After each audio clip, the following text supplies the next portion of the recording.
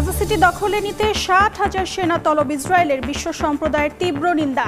দখলদার বাহিনীর হামলায় একদিনে প্রাণ গেল আরও 81 ফিলিস্তিনির।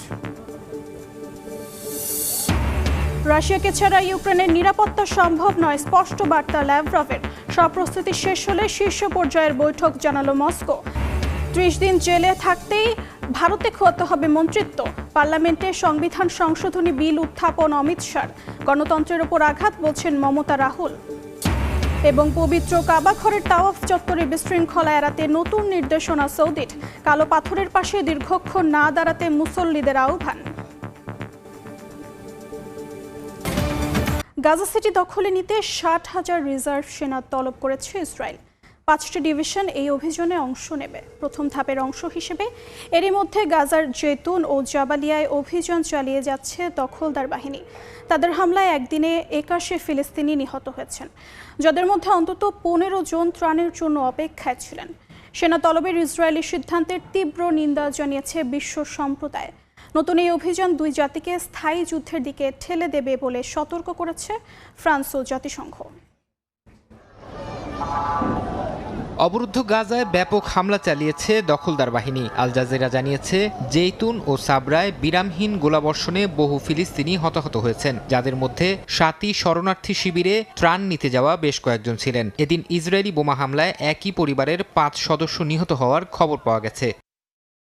এর মধ্যেই ইসরায়েলি সেনাবাহিনী গাজা সিটি দখলে নিতে 60,000 রিজার্ভ সেনা তলব করেছে। এর বাইরে 20,000 সেনার দায়িত্বের সময়সীমাও বাড়ানো হয়েছে। 5টি ডিভিশন এই অভিযানে অংশ নেবে। এই পরিকল্পনায় অনুমোদন দিয়েছেন ইসরায়েলি প্রতিরক্ষা মন্ত্রী ইসরায়েল কাটস। অভিযানের পাশাপাশি দক্ষিণে বাস্তুচ্যুতদের জন্য অস্থায়ী আশ্রয় কেন্দ্র ও চিকিৎসা সেবা দেওয়ার পরিকল্পনাও আছে তাদের। এ বিষয়ে প্রধানমন্ত্রী বিনিয়ামিন নেতানিয়াহু বলেছেন, যুদ্ধ দ্রুত শেষ করার জন্য সময়সূচি সংক্ষিপ্ত করা হয়েছে। সেনা তলবের ঘোষণায় নিন্দার ঝড় উঠেছে আন্তর্জাতিক মহলে। ফরাসি প্রেসিডেন্ট বলেছেন, এই অভিযান দুই জাতিকে স্থায়ী যুদ্ধের দিকে ঠেলে দেবে। জাতিসংঘ ও রেড ক্রস সতর্ক করেছে, গাজার দক্ষিণাঞ্চল এরই মধ্যে অতিরিক্ত ভিড়ে বিপর্যস্ত। সেখানে আরও বাস্তুচ্যুতি হলে ভয়াবহ মানবিক বিপর্যয় দেখা দেবে। এমন প্রেক্ষাপটে যুক্তরাষ্ট্র নতুন করে আন্তর্জাতিক অপরাধ আদালতের কয়েকজন কর্মকর্তার উপর নিষেধাজ্ঞা দিয়েছে। ইসরায়েলি নেতাদের বিরুদ্ধে যুদ্ধাপরাধের অভিযোগে গ্রেফতারি পরোয়ানা জারির কারণে এমন পদক্ষেপ নিল ট্রাম্প প্রশাসন। নেতানিয়াহু ওয়াশিংটনের এই পদক্ষেপকে স্বাগত জানিয়ে বলেছেন, এটি ইসরায়েলের বিরুদ্ধে অপপ্রচার ঠেকানোর ন্যায়সঙ্গত ব্যবস্থা। ফারহাদ চৌধুরী, সময় সংবাদ। ফিলিস্তিন ইস্যুতে ইসরায়েলের সঙ্গে পশ্চিমা দেশগুলোর টানাপোড়েন বাড়ছে। সেপ্টেম্বরে নতুন করে 5টি ইউরোপীয় দেশ ফিলিস্তিনকে স্বীকৃতি দেওয়ার কথা জানানোর পর বেড়েছে উত্তেজনা। বিশেষ করে গাজায় আগ্রাসনের বিরোধিতা করছে খোদ ইসরায়েলের কণ্ঠস্বর খ্যাত মিত্র দেশগুলো। 2023 সালের 7 অক্টোবর ফিলিস্তিনের গাজায় আগ্রাসন শুরু করে দখলদার ইসরায়েল। উপত্যকাটির হাজার হাজার নিরীহ বাসিন্দাকে হত্যা করা হচ্ছে এখনও। সবকটি সংযোগ করিডর বন্ধ করে দিয়ে খাদ্য, জ্বালানি এমনকি চিকিৎসা ব্যবস্থাও ভঙ্গুর করে দিয়েছে নেতানিয়াহু বাহিনী। ইসরায়েলি বর্বরতার মাত্রা যত বাড়ছে তত বিচ্ছিন্ন হয়ে পড়ছে ইহুদিরা। বিভিন্ন দেশে হচ্ছে নেতানিয়াহু বিরোধী বিক্ষোভ, এমনকি নিজ দেশেও তোপের মুখে পড়ছেন ইহুদি নেতারা। সম্পর্কের সমীকরণ অনেকটাই বদলেছে পশ্চিমাদের সঙ্গেও। শুধু যুক্তরাষ্ট্র ব্যতীত অন্যান্য দেশগুলো মুখ ফিরিয়ে নিচ্ছে ইসরায়েলের থেকে। আগামী সেপ্টেম্বরে নতুন করে 5টি ইউরোপীয় দেশ ফিলিস্তিনকে স্বীকৃতি দেওয়ার কথা জানানোর পর বেড়েছে উত্তেজনা। সম্প্রতি ব্রিটেন, ফ্রান্স, পর্তুগাল, মাল্টা ও অস্ট্রেলিয়া ঘোষণা দিয়েছে তারা সেপ্টেম্বরে ফিলিস্তিন রাষ্ট্রকে স্বীকৃতি দেবে। অস্ট্রেলিয়ার প্রধানমন্ত্রী অ্যান্থনি অ্যালবেনিজের উপর ক্ষোভে ফেটে পড়েন ইসরায়েলি প্রধানমন্ত্রী নেতানিয়াহু। অস্ট্রেলিয়ার ইহুদি সম্প্রদায়কে পরিত্যাগের অভিযোগ তুলে তিনি অ্যালবেনিজকে দুর্বল রাজনীতিক আখ্যা দেন। এমনকি যুক্তরাজ্য, ফ্রান্স আর কানাডার নেতাদের সন্ত্রাসীদের পক্ষে দাঁড়ানোর অভিযোগও আনেন নেতানিয়াহু। অন্যদিকে ইসরায়েলের বিরোধী দলীয় নেতা ইয়ার লাপিদ নেতানিয়াহুর কূটনৈতিক অবস্থানকেই ব্যঙ্গ করেছেন। তার মতে, নেতানিয়াহুর কারণেই পশ্চিমাদের সঙ্গে দূরত্ব বেড়েছে ইসরায়েলের। তিনি নেতানিয়াহুকে বিষাক্ত রাজনীতিক হিসেবেও আখ্যা দিয়েছেন। নাদিম মারজান, সময় সংবাদ। রাশিয়া ছাড়া ইউক্রেনের নিরাপত্তা নিশ্চিত করা সম্ভব নয় বলে সাফ জানিয়ে দিয়েছেন রুশ পররাষ্ট্রমন্ত্রী ল্যাভরভ।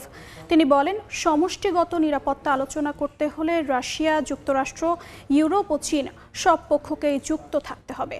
একই সঙ্গে ল্যাভরভ জানান, মস্কো চাইছে আলোচনা হোক ধাপে ধাপে, আর শীর্ষ বৈঠক তখনই হবে যখন সব প্রস্তুতি শেষ হবে। এদিকে ইউক্রেন যুদ্ধ শেষে দেশটির নিরাপত্তা কিভাবে হতে পারে তা নিয়ে আলোচনা করেছেন ন্যাটোর সামরিক প্রধানেরা। সামরিক কূটনৈতিক আলোচনার মধ্যেও ইউক্রেনের বিভিন্ন অঞ্চলে হামলা চালিয়েছে রাশিয়া। রাশিয়ার পররাষ্ট্রমন্ত্রী সের্গেই লেভরভ স্পষ্ট জানিয়েছেন, ইউক্রেনের নিরাপত্তা মস্কো ছাড়া সম্ভব নয়। তিনি বলেন, রাশিয়াকে বাদ দিয়ে নিরাপত্তা গ্যারান্টি বা নতুন কাঠামো তৈরি করার প্রচেষ্টা কোনো সমাধান আনবে না। তার মতে, সমষ্টিগত নিরাপত্তা আলোচনা করতে হলে রাশিয়া, যুক্তরাষ্ট্র, ইউরোপ ও চীন সব পক্ষকেই যুক্ত থাকতে হবে। একই সাথে তিনি ইঙ্গিত দিয়েছেন, রাজনৈতিক সমাধানে ভূমি বিনিময় বা আঞ্চলিক সমঝোতা গুরুত্বপূর্ণ হতে পারে। মস্কো চাইছে আলোচনা হোক ধাপে ধাপে, কিন্তু শীর্ষ বৈঠক হবে কেবলমাত্র যখন সব প্রস্তুতি শেষ হবে।